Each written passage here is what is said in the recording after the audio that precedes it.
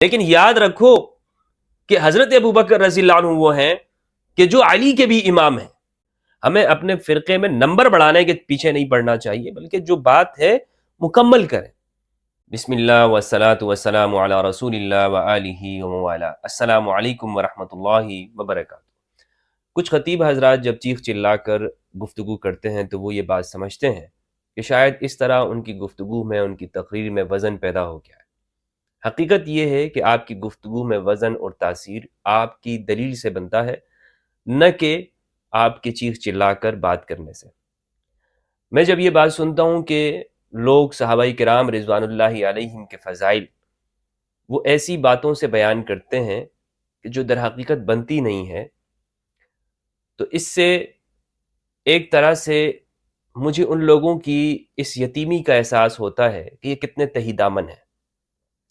مثلا ایک شخص اگر صحابی کی ایسی فضیلت بیان کرے جو قرآن و سنت سے ثابت نہ ہو، تو اس سے تو اس گفتگو کرنے والے کا جو قد اور کاٹ ہے وہ اس کے مکتب اور فرقے میں تو بڑھ جاتا ہے، لیکن کیا علم کی دنیا میں بھی اس کا قد کاٹ بڑھ گیا؟ تو یہ سوچنے کی بات ہے. مثلا آپ صحابہ کرام کی ایسی فضیلت ثابت کریں کہ جو دوسری طرف سے اگر دیکھا جائے تو وہ خود رسول اللہ کی زندگی کے اوپر آپ کی سیرت اور آپ کے فضائل کو کم کر رہی ہو، تو کیا ایسی بات کو لیا جائے گا؟ لیکن ابھی تک ہم سنتے رہے. میں اپنے تمام سنی بھائیوں سے یہ بات کہنا چاہتا ہوں کہ میری اس گفتگو کو خوب ٹھنڈے دماغ سے سنیے گا، بغیر کسی تعصب کے، بغیر اس بات کو سمجھے کہ میں شاید آپ میرے لیے کچھ منفی خیالات رکھتے ہوں. یہ آپ کا اور اللہ سبحانہ و تعالیٰ کا معاملہ ہے کہ آپ میرے لیے کیا جذبات رکھتے ہیں، لیکن میں وہی بات کروں گا کہ جو حق اور سچ ہے اور قرآن و سنت کے مطابق ہے. اور آج میں اس بات کو انشاءاللہ آپ کے سامنے ثابت کرنے کی کوشش کروں گا. مثلا میں اپنے سنی بھائیوں سے یہ کہنا چاہتا ہوں کہ ہم ہمیشہ سنتے رہے کہ حضرت عمر رضی اللہ عنہ کے سائے سے بھی شیطان ڈرتا ہے، اور جہاں سے حضرت عمر گزرتے ہیں شیطان بھاگ جاتا ہے. اس پہ تقریریں ہوتی ہیں یا نہیں ہوتی؟ مجھے بتائیں میرے سنی بھائی، اس پہ تقریریں ہوتی ہیں، اس کو پھیلایا گیا ہے، اس بات کو لوگ کرتے ہیں، ہمارے خطیب حضرات، وائزین اور اہل سنت ممبر کے اوپر. لیکن دوسری جانب اگر ان تمام روایات کو آپ جمع کریں، عام لوگوں کا یہ کام نہیں ہے جمع کرنا، لیکن تحقیق کرنا تو کام ہے نا. آپ ان کو جمع کریں تو آپ کو یہ بات معلوم ہوگی کہ اس میں رسول اللہ صلی اللہ علیہ وآلہ وسلم کی توہین ہو رہی ہے. اور اس پر میں الگ سے گفتگو کر چکا ہوں، آپ میری وہ ویڈیو دیکھ سکتے ہیں جس میں میں نے یہ بتایا ہے کہ یہ روایت رسول اللہ صلی اللہ علیہ وآلہ وسلم کی زندگی اور آپ کے شان کے خلاف ہے. مثلا اشارہ کرتا چلوں، باقی آپ وہیں میرے لیکچر میں اس بات کو دیکھیے گا کہ رسول اللہ صلی اللہ علیہ وآلہ وسلم کے سامنے ایک عمل ہو رہا ہے، لیکن شیطان وہاں سے نہ بھاگتا ہو. حضرت عمر آ جائیں اور وہ عمل بند ہو جائے، حضور فرمائیں کہ عمر تمہارے آنے سے شیطان بھاگ جاتا ہے. تو اب یہ آپ خود سوچئے کہ اس میں حضور کی ذات کو جس نے بھی بنائی یہ فضیلت اس نے بیان کی، لیکن یہ نہیں سوچا کہ حضرت عمر کی فضیلت تو وہ ثابت کر رہا ہے، تو حضور کی کیا اس میں شان نہیں کم ہو رہی؟ تو اس طرح سے ہمیں سوچنا چاہیے. تو جب لوگ یہ بات کریں کہ کسی صحابی کی فضیلت بیان کریں، تو اس فضیلت کو بیان کرنا چاہیے جو قرآن و سنت کے مطابق ہو. میرے کہنے کا مقصد یہ ہے، میں ہرگز اس کے خلاف نہیں ہوں کہ صحابہ کرام کے فضائل نہیں ہیں. کوئی مسلمان بھی ایسا نہیں ہے کہ جو صحابہ کرام کے فضائل کو نہ مانتا ہو، اس سے انکاری. ایک مسلمان مجھے آپ نہیں دکھا سکتے جو یہ کہتا ہو کہ صحابہ کرام رضوان اللہ علیہم کی کوئی فضائل نہیں ہے. ایسا کوئی شخص نہیں ہے. غالی سے غالی شخص بھی، رافضی بھی آپ اس کو کہہ لیں، وہ بھی اس کا منکر نہیں ہے کہ قرآن مجید کے اندر ان لوگوں کی مدح اور ان لوگوں کی تعریف بیان کی ہے جنہیں رسول اللہ صلی اللہ علیہ وآلہ وسلم کا ساتھ دیا، آپ کے لیے اپنے گھر بار کو چھوڑا، ہجرت کی، نصرت کی، مدینہ کے اندر رہے، ظلم و ستم سہا، قریش اور بنو امیہ کے ظالم اور سفاک ان کے حکمرانوں کا اور ان لوگوں کا کہ جو ان میں بڑے تھے، ان کے ظلم و تشدد کو سہا ہے. تو ایسے لوگوں کی مدح جب قرآن کر رہا ہو تو کوئی شخص کیسے انکار کر سکتا ہے؟ ہاں آپ یہ کہہ سکتے ہیں کہ صحابہ کا جو لفظ ہے یہ قرآن میں اس معنوں میں آیا ہے یا نہیں آیا ہے، یا آپ صحابی کسے کہہ رہے ہیں، اس میں اختلاف ہو سکتا ہے. لیکن مومن جو رسول اللہ کا ساتھ دینے والے ہیں، جو مفلحون ہیں جنہیں قرآن کہتا ہے، جنہیں قرآن مہاجرین اور انصار کہتا ہے، جنہیں السابقون الاولون کہتا ہے، اس سے کوئی انکار نہیں کر سکتا، ورنہ اسے تو اسلام سے نکلنا ہوگا. ٹھیک ہے، تو اس لیے میں اس کا انکاری نہیں ہوں. کوئی شخص یہ کہے کہ جناب آپ انکار کرتے ہیں، نہیں. دیکھیں، میں اس ویڈیو میں جو بات کرنا چاہتا ہوں وہ یہ ہے کہ آپ وہ فضیلت بیان کریں صحابہ کی کہ جو رسول اللہ نے ارشاد فرمائی ہو، جو قرآن مجید نے بیان کی ہو. اور قرآن مجید کے ہوتے ہوئے ہمیں کسی ایسی بات کا کرنا ہمارے لیے ضروری نہیں ہے کہ جو فضیلت ثابت ہی نہ ہوتی ہو. مثلا لوگ یہ کہتے ہیں کہ مولا علی کے امام بھی حضرت ابوبکر رضی اللہ عنہ، یہ بھی مولا علی کے امام ہیں. یعنی اگر حضور نے مولا علی سے یہ فرمایا کہ من کنت مولا فہذا علی مولا اللہم والی من والا وعاد من عادا، کہ جس کا میں مولا ہوں علی اس کا مولا ہے، تو یہ تو مولا علی کی فضیلت ہے. لیکن یاد رکھو کہ حضرت ابوبکر رضی اللہ عنہ وہ ہیں کہ جو علی کے بھی امام ہیں. جب یہ بات کوئی شخص کہے گا اور اس چیز کو کہاں سے ثابت کرے گا؟ اسے وہ ثابت کرے کہ بخاری کے اندر یہ آتا ہے کہ رسول اللہ صلی اللہ علیہ وآلہ وسلم نے فرمایا مروا ابا بکر فلیصلی بالناس، ابو بکر رضی اللہ عنہ کو حکم دو کہ وہ لوگوں کو نماز پڑھائے. اور حضرت ابو بکر نے مرض الوفات، جو کہ نبی صلی اللہ علیہ وآلہ وسلم کے وصال کے قریب کے جو وقت تھا، اس میں جو آپ پر مرض طاری ہوا، اس زمانے میں جو حضرت ابوبکر رضی اللہ عنہ نے نمازیں پڑھائی تو مولا علی نے بھی پیچھے نمازیں پڑھی. اب میں اس بحث میں نہیں جاتا ہوں کہ مولا علی نے پڑھی ہے یا نہیں پڑھی، اس بحث میں نہیں جاؤں گا، کیونکہ یہ کسی طرح ثابت نہیں ہے کہ مولا علی نے وہاں پر جا کر مسجد میں نماز پڑھی ہو، بلکہ زیادہ قرین قیاس یہ بات معلوم ہوتی ہے کہ امام علی علیہ السلام حضور کے ساتھ ہی ہوں گے، حضور کی تیمارداری کر رہے تھے، حضور کے کام کاج کے اندر حضور کے ساتھ ہی بالکل امام علی رہے ہیں. اور آخر تک امام علی نے جب تک تجہیز، تکفین، تدفین نہیں ہوئی رسول اللہ صلی اللہ علیہ وآلہ وسلم کی، مولا علی ساتھ میں ہے. یہ امام علی کے حوالے سے میرا نقطہ نظر ہے.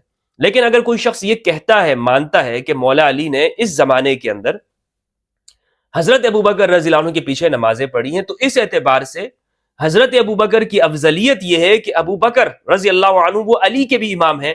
تو اب پھر میں یہاں پر ان سے پوچھنا چاہوں گا کہ آپ جب یہ اپنے الفاظ کہہ رہے ہیں نا، یہ دیکھیں یہ حدیث کے اندر نہیں ہے کہ علی کے بھی امام ابوبکر رضی اللہ عنہ ہے، یہ حدیث میں نہیں ہے. لیکن ایک بات تو ثابت ہوتی ہے کہ حضرت ابوبکر رضی اللہ عنہ نے نمازیں پڑھائی ہیں. اب مولا علی نے پیچھے پڑھی ہیں یا نہیں پڑھی ہیں، بلکہ جب اس زمانے کی اگر آپ بات تھوڑی سی سائڈ پہ رکھیں اور وہ 6 ماہ کی بات میں آپ کے سامنے رکھوں کہ رسول اللہ صلی اللہ علیہ وآلہ وسلم کے وصال کے بعد مولا علی 6 ماہ تک بالکل آپ نے اپنی چادر نہیں اوڑھی تھی. یعنی آپ قرآن کی جمع کے اندر مصروف رہے، قرآن مجید کو آپ نے جو ایک کتابی شکل کے اندر لانا تھا اس کام کے اندر آپ مشغول رہے اور مصروف رہے، اور آپ نے بیعت تک بھی نہیں کی. یعنی اتنا بڑا کام جس پر مسلمانوں کی اکثریت اور اجتماعیت اس وقت کی وہ مولا علی سے دور بھی ہو گئی، جس طرح بخاری کے اندر یہ بات موجود ہے اور فتح الباری نے اس پہ تشریح کی ہے، 4240 جو روایت ہے. تو یہ میرا موقف ہے امام علی علیہ السلام کے حوالے سے. بالفرض اگر ہم مان بھی لیتے ہیں کہ امام علی نے نمازیں پڑھی ہیں، تو کیا کسی کے پیچھے نمازیں پڑھنے سے امام کا سب سے افضل ہونا ثابت ہو جاتا ہے؟ یہ آپ کیسے ثابت کریں گے؟ یہ ہے اصل سوال. اور لیکن ہمارے خطیب حضرات، مولوی حضرات لوگوں کی آنکھوں میں دھول جھونکتے ہیں اپنی اونچی آواز کر کے، اس طور پر دھول جھونکتے ہیں کہ لوگوں کو سمجھ ہی کچھ نہیں آتا، مسمرائزم کرتے ہیں کہ لوگ خاموش ہو جاتے. لوگ کہتے ہیں اچھا حضرت ابوبکر تو وہ ہیں کہ جو مولا علی کے بھی امام ہیں. تو اب تمہیں ثابت کرنا ہوگا. اور میں جو آگے جو بات کہنے جا رہا ہوں، اگر آپ اس چیز کو مانتے ہو تو خدا کی قسم عوام اگر آپ سے تم سے یہ پوچھنے لگ جائے نا، اور یہ روایت تمہارے سامنے بیان ہو جائے عوام کے سامنے، تو پھر مولوی حضرات کو پتہ نہیں یہ کیا جواب دیں گے. خدا کو تو انہوں نے جواب دینا ہے یا نہیں دینا، یہ شاید یہ سمجھ لیا ان لوگوں نے کہ ہم نے کسی کو جواب نہیں دینا. عوام کو تو یہ جواب دینا سمجھتے ہی نہیں ہے، لیکن شاید انہوں نے یہ بھی لکھ لیا کہ ہم نے اللہ کے سامنے بھی پیش نہیں ہونا. حالانکہ قرآن میں ہے کونوا قوامین بالقسط شہداء للہ، انصاف کے لیے کھڑے ہو جاؤ، اللہ کے لیے گواہ بن جاؤ. تو اللہ کے لیے گواہ بنے، اپنے فرقے کے لیے گواہ نہ بنے. یہ مولوی حضرات اپنے فرقے کے لیے گواہ، کیونکہ اس طرح کی بات اگر کریں گے تو آپ اپنے فرقے میں پاپولر ہو جاؤ گے، اور اکثریت چونکہ سنیوں کی ہے ماشاءاللہ، ان کو ہم نے سن کر رکھا ہے کہ وہ لاجک دلیل سے تو ان کو بات کرنا ہم نے سکھائی نہیں ہے کہ وہ سوچے بھی، کہ وہ یہ بات بھی پوچھیں جو آج میں آپ کے سامنے بیان کرنے چاہ رہا ہوں۔ اگر یہ بات ایسی ہے اور ہم اس کو مان لیتے ہیں کہ مولا علی نے حضرت ابوبکر رضی اللہ عنہ کے پیچھے نمازیں پڑھی ہیں، تو آگے جو سوال پیدا ہو رہے ہیں وہ سوال پھر میں آپ کے سامنے پیش کرنا چاہوں گا۔ وہ یہ ہے کہ میں آپ سے یہ کہنا چاہتا ہوں کہ اگر آپ یہ کہتے ہیں کہ مولا علی نے حضرت ابوبکر کے پیچھے نمازیں پڑھی ہیں، تو رسول اللہ صلی اللہ علیہ وآلہ وسلم نے خود عبد الرحمن ابن عوف صحابی ان کے پیچھے نمازیں پڑھی، نماز پڑھی ہے، نمازیں نہیں، بہت ساری نمازیں نہیں، ایک نماز پڑھی ہے، لیکن بہرحال نماز پڑھی ہے عبد الرحمن بن عوف رضی اللہ عنہ کے پیچھے۔ اب مجھے بتائیں مولوی صاحب، کیا آپ یہ کہیں گے کہ اگر حضرت ابوبکر مولا علی کی بھی امام ہیں، کیونکہ مولا علی نے پیچھے نمازیں پڑھی ہیں، تو کیا مولوی جی آپ یہ کہیں گے کہ عبد الرحمن ابن عوف وہ رسول اللہ کے امام ہیں کیونکہ رسول اللہ نے پیچھے نماز پڑھی ہے؟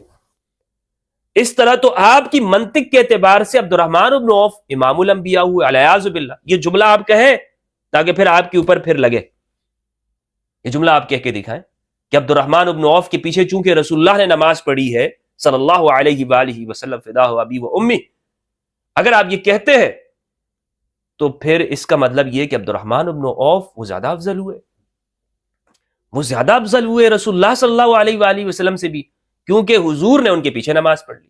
اب یہ کہاں لکھا ہوا ہے؟ یہ ہے جناب صحیح مسلم کے اندر۔ کہاں ہے؟ صحیح مسلم۔ اور کہتے ہیں صحیح مسلم کی تمام روایات صحیح ہیں۔ صحیح مسلم کی حدیث ہے 952، نماز کے احکام و مسائل کے اندر ہے، اور آپ یہ کسی بھی ویب سائٹ پہ بھی دیکھ سکتے ہیں یا جو ایپس ہیں اس میں آپ دیکھ سکتے ہیں، صحیح مسلم کی روایت۔ ابن شہاب کہتے ہیں عباد بن زید سے ان عروۃ بن المغیرہ ابن شعبہ، انہوں نے روایت کی اخبرہ ان المغیرۃ ابن شعبہ اخبرہ انہ غزا مع رسول اللہ صلی اللہ علیہ وآلہ وسلم۔ مختصر یہ کہ یہ حدیث مغیرہ بن شعبہ سے روایت ہے۔ کس سے روایت ہے؟ مغیرہ بن شعبہ سے۔ ترجمہ میں آپ کے سامنے رکھتا ہوں۔ مغیرہ بن شعبہ کہتے ہیں کہ وہ رسول اللہ صلی اللہ علیہ وآلہ وسلم کے ساتھ غزوہ تبوک میں شریک ہوئے۔ مغیرہ نے کہا کہ صبح کی نماز سے پہلے رسول اللہ صلی اللہ علیہ وآلہ وسلم قضاء حاجت کے لیے باہر نکلے، اور میں نے آپ کے ہمراہ پانی کا ایک برتن اٹھایا۔ جب رسول اللہ صلی اللہ علیہ وآلہ وسلم میری طرف لوٹے تو میں برتن سے آپ کے ہاتھوں پر پانی ڈالنے لگا۔ سبحان اللہ۔ آپ نے اپنے دونوں ہاتھ 3 بار دھوئے، پھر اپنا چہرہ دھویا، اس کے بعد اپنے دونوں ہاتھوں سے جب جبہ نکالنے لگے، جبے کی دونوں آستینیں تنگ ہوئیں تو آپ نے اپنے ہاتھ جبے کے اندر کر لیے، حتیٰ کہ آپ نے اپنے بازو جبے کے نیچے سے نکال لی اور دونوں ہاتھ کوہنیوں تک دھوئے، پھر اپنے دونوں موضوع پر مسح کر کے وضو مکمل کیا، پھر آپ آگے بڑھے۔ مغیرہ کہتے ہیں کہ میں بھی آپ کے ساتھ آگے بڑھا، یہاں تک کہ ہم نے لوگوں کو اس حال میں پایا کہ عبد الرحمن بن عوف کو آگے کر چکے تھے۔ انہوں نے انتظار نہیں کیا کہ حضور تشریف لائیں، حضور وضو کے لیے تشریف لے گئے تھے، اور انہوں نے نماز کے لیے امام کس کو آگے کر دیا؟ عبد الرحمن بن عوف کو، صحابی ہے۔ اچھا، کہتے ہیں یہاں تک کہ ہم نے لوگوں کو اس حال میں پایا کہ وہ عبد الرحمن بن عوف کو آگے کر چکے تھے، انہوں نے نماز پڑھائی، اور رسول اللہ صلی اللہ علیہ وآلہ وسلم کو 2 رکعتوں میں سے ایک ملی۔ آپ نے آخری رکعت لوگوں کے ساتھ ادا کی، چنانچہ حضرت عبد الرحمن بن عوف رضی اللہ عنہ نے سلام پھیرا تو رسول اللہ صلی اللہ علیہ وآلہ وسلم اپنی نماز کی تکمیل کے لیے کھڑے ہو گئے۔ اس بات نے مسلمانوں کو گھبراہٹ میں مبتلا کر دیا اور انہوں نے کثرت سے سبحان اللہ کہنا شروع کر دیا۔ جب نبی صلی اللہ علیہ وآلہ وسلم نے اپنی نماز پوری کر لی تو ان کی طرف متوجہ ہوئے اور فرمایا تم نے اچھا کیا، یا فرمایا تم نے ٹھیک کیا۔ آپ نے ان کی تحسین فرمائی کہ انہوں نے وقت پر نماز پڑھ لی تھی۔ اب اس روایت میں میں یہ نہیں جاؤں گا کہ قرآن کہتا ہے کہ رسول اللہ سے آگے مت بڑھو، اور یہاں پر کیوں انہوں نے امام کو آگے کر لیا، نہیں، حضور نے دیکھ لیا، حضور نے فرمایا کہ ٹھیک ہے تم لوگوں نے اچھا کیا، لیکن بہرحال ایک کام انہوں نے کر لیا اور حضور نے تحسین فرمائی اس کی۔ یہاں سے اس روایت کو پیش کرنے کا جو مقصد ہے وہ یہ ہے کہ آپ خود دیکھیں اس روایت کو، نمبر کو چیک کریں، صحیح مسلم کی روایت ہے۔ حضور نے 1 رکعت نماز عبد الرحمن بن عوف صحابی کے پیچھے پڑھی، صبح کی نماز ہے، صبح کی نماز ہے، تو یہ شرف تو عبد الرحمن بن عوف کو حاصل ہو گیا کہ حضور نے ان کے پیچھے نماز پڑھی ہے؟ بتائیں مولوی صاحب، کیا عبد الرحمن بن عوف امام الانبیاء ہوئے؟ نبیوں کے امام اور خاتم النبیین محمد رسول اللہ صلی اللہ علیہ وآلہ وسلم، تمام انبیاء سے افضل، سب کے امام، اور ان کے امام کون؟ عبد الرحمن بن عوف، حدیث سے ثابت ہے۔ تو کیا ہم یہ کہیں الیاذ باللہ آپ کی منطق کے مطابق کہ اس طرح عبد الرحمن بن عوف کے وہ بھی امام ہوئے حضور کے؟ نہیں کہہ سکتے۔ آپ کہہ کے تو دکھائیں، کہہ کے تو دکھائیں آپ، پھر آپ کو ممبر سے عوام اتارتی یا نہیں اتارتی۔ تو یہ جو بات آپ کر رہے ہیں نا، یہاں پر تو ایک بات ثابت ہے کہ رسول اللہ نے عبد الرحمن بن عوف کے پیچھے نماز پڑھی ہے، لیکن یہ تو آپ ثابت نہیں کر سکتے کہ مولا علی نے نماز پڑھی ہے۔ لیکن اگر پڑھ بھی لی ہے تو کیا اس سے یہ امام کی افضلیت ثابت ہوتی ہے؟ ہرگز آپ ثابت نہیں کر سکتے، اس وجہ سے بھی نہیں کر سکتے کیونکہ سنن ابو داؤد، سنن کبریٰ البیہقی اس کی روایت ہے، حضور صلی اللہ علیہ وآلہ وسلم نے فرمایا صلو خلف کل بر و فاجر، ہر بر اور فاجر کے پیچھے نماز پڑھو، اور فرمایا وصلو علی کل بر و فاجر، اور ہر بر اور فاجر کے اوپر بھی نماز پڑھو، یعنی اس کی نماز جنازہ پڑھو، وجاہدوا مع کل بر و فاجر، ہر بر اور فاجر کے ساتھ جہاد کرو، یعنی اگر کوئی حکمران تمہارا بر ہے یا فاجر ہے، نیک ہے یا برا ہے، جو بھی ہے، اس کی معیت کے اندر اس کی قیادت میں تم جہاد کرو۔ سنن کبریٰ البیہقی اور اسی طرح سنن ابو داؤد کی یہ روایت ہے۔ تو ہر ایک کے پیچھے نماز پڑھی جا سکتی ہے، اور حضرت ابو بکر رضی اللہ عنہ بلا شک و شبہ ان کا احترام ہے، ان کی فضیلت ہے، ان کا مقام ہے اہل سنت میں، لیکن اس سے ہم یہ ثابت نہیں کر سکتے، یہ چیز ثابت نہیں ہو سکتی۔ یہ میں نہیں کہہ رہا ہوں کہ ان کی کوئی فضیلت نہیں ہے۔ بعض پروپیگنڈا کرنے والے مرجفین فی المدینہ، سٹی کے اندر جو پروپیگنڈا پھیلاتے ہیں اس زمانے کے سوشل میڈیا کے ہتھیار لے کر، ویڈیوز بنانے پہ آ جاتے، او دیکھو ہمدرد رافضی اس نے صحابہ کی فضیلت سے انکار کر دیا۔ بھائی صحابہ کی فضیلت سے انکار نہیں کر رہا، میں آپ کی تصحیح کر رہا ہوں کہ حدیث کے مطابق بات کرو، اور اگر آپ یہ کسی پہ فٹ کرتے ہو تو اس کا نتیجہ کیا نکلتا ہے۔ صحیح بخاری کی روایت ہے کتاب الاذان، حسن بصری کا ایک قول ہے یہاں پر۔ حسن بصری کہتے ہیں رحمہ اللہ صلی وعلیہ بدعت، نماز پڑھو، جو امام ہوگا اس کی بدعت اس کے اوپر، یعنی بدعتی کے پیچھے بھی نماز پڑھ لو، بدعتی کے پیچھے بھی نماز ہوتی ہے۔ اور یہ جتنے بھی فتوے دیتے ہیں بدعتی کے پیچھے نماز نہیں ہوتی، بریلویوں کے پیچھے دیوبندیوں کی نماز نہیں ہوتی، اہل حدیث کی نماز نہیں ہوتی، شیعہ کے پیچھے نہیں ہوتی، کیونکہ بدعتی لوگ ہیں۔ یہ بخاری کا کیا کریں گے آپ لوگ، اس کا کیا کریں گے؟ وہ فرما رہے ہیں کہ بدعتی کے پیچھے نماز پڑھ لو، بلکہ مخنث کے پیچھے نماز پڑھو۔ مخنث، زہری کہتے ہیں کہ ایک آدمی آپ کو پتا ہو کہ ہجڑا ہے، اس کے پیچھے بھی نماز ہو جاتی ہے، بلکہ یہ بھی روایت ہے باغی کے پیچھے روایت ہو جاتی ہے۔ حدیث نمبر ہے 695، 695 اوزائی سے روایت ہے، وہ زہری سے روایت کرتے ہیں، وہ حمید بن عبد الرحمن سے، وہ عبید اللہ بن عدی بن خیار سے۔ وہ کہتے ہیں کہ وہ حضرت عثمان رضی اللہ تعالیٰ عنہ کے پاس اس زمانے میں آئے کہ جب وہ محصور تھے، جب لوگوں نے محاصرہ کیا ہوا تھا ان کے گھر کا، تو وہ آئے، انہوں نے حضرت عثمان سے کہا کہ آپ امام وقت ہیں، آپ کیا ہیں؟ وہ کہتے ہیں فقال انک امام عام، عام لوگوں کے امام آپ ہیں، یعنی عام لوگوں کے امام آپ ہیں، یہ جو نماز پڑھانے کے امام ہیں۔ ونزل بک ما نرى، اور آپ پر جو مصیبت آئی ہوئی وہ ہم دیکھ رہے ہیں۔ ویصلی لنا امام فتنۃ ونتحرج، ہمیں تو یہ شورش پسندوں میں سے ایک شخص وہ نماز پڑھ رہا ہے، اور ہمیں اب بامر مجبوری اس کے پیچھے نماز پڑھنی پڑ رہی ہے، اور یہ ہمیں بڑا گراں پہ گزر رہا ہے۔ تو حضرت عثمان نے کہا الصلاۃ احسن ما يعمل الناس، نماز ان اعمال میں سے جو لوگ کرتے ہیں سب سے بہترین عمل ہے۔ فاذا احسن الناس فاحسن معهم، جب لوگ اچھے عمل کر رہے ہیں تم بھی ساتھ میں کرو۔ واذا اساءوا فاجتنب اساءتهم، اور جب وہ برا کریں تو ان کے برے سے تہی دامن کرو، ان کے برے کاموں میں شریک مت ہو۔ وقال الزبیدی وقال الزہری، زبیدی کہتے ہیں کہ زہری نے کہا لا نرى ان يصلى خلف المخنث الا من ضرورت لا بد منها، زہری کہتے ہیں کہ اگر کوئی ایسی کوئی مجبوری نہ ہو، کوئی اور کوئی وجہ نہ ہو، تو آپ مخنث کے پیچھے بھی نماز پڑھ سکتے ہیں۔ یہ زہری کا قول ہے، یہ بخاری کے اندر موجود ہے، بخاری نے اس کو نقل کیا۔ تو الغرض ان تمام باتوں کا مطلب یہ ہے کہ دیکھیں صحابہ کرام کے فضائل اپنی جگہ پر ہیں، ہمیں اپنے فرقے میں نمبر بڑھانے کے پیچھے نہیں پڑنا چاہیے، بلکہ جو بات ہے مکمل کریں۔ اگر آپ حضرت ابوبکر کی بھی یہ فضیلت بیان کرنا چاہتے ہیں نا تو آپ یوں بیان کر سکتے ہیں، دیکھیں حضور نے حضرت ابوبکر رضی اللہ عنہ کو نماز پڑھانے کا حکم دیا، اور یہ بلا شک و شبہ ایک فضیلت کی بات ہے، اس طور پہ آپ بیان کریں۔ لیکن جب آپ یوں بیان کریں گے کہ علی کے بھی امام ابوبکر ہیں رضی اللہ عنہ، یہ بات نہیں چلے گی، یہ بات نہیں چلے گی اس طرح سے۔ تو میں نے جو گزارشات تھی وہ آپ کے سامنے رکھی ہیں، اب آپ کا کام ہے کہ اب ان کو ویریفائی کریں، ان کو دیکھیں۔ جو حوالے میں نے آپ کے سامنے پیش کیے ہیں، شو کیے ہیں، ان کو دیکھنا، ان کو سمجھنا آپ کا کام ہے۔